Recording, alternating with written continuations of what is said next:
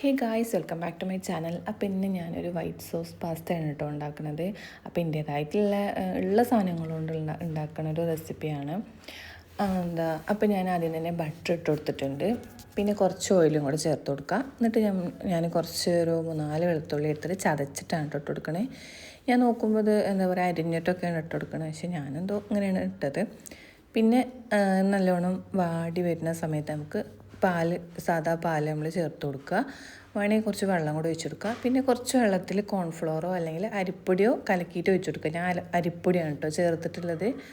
എന്നിട്ട് കുറച്ച് ഉപ്പും കുരുമുളക് പൊടിയും ഇട്ടിട്ട് നന്നായിട്ട് തിളപ്പിച്ചെടുക്കുക. എന്നിട്ട് പിന്നെ നമ്മൾ ഓൾറെഡി വേവിച്ച് വെച്ചിട്ടുള്ള ഈ ഒരു പാസ്ത നമുക്ക് അതിലിട്ട് കൊടുക്കാം. ഇത് വേവിക്കുന്ന സമയത്ത് കുറച്ച് ഉപ്പും കുറച്ച് ഓയിലും കൂടെ ചേർത്തിട്ട് വേവിച്ചിട്ട് ഊറ്റി വെക്കുക കേട്ടോ.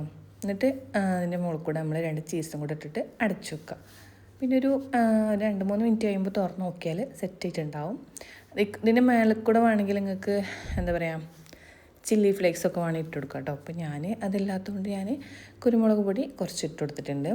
പിന്നെ ഞാൻ ഒരു ചീസും കൂടെ ഞാൻ അതിൽ വെച്ചിട്ടുണ്ട്, വെറുതെ രസം.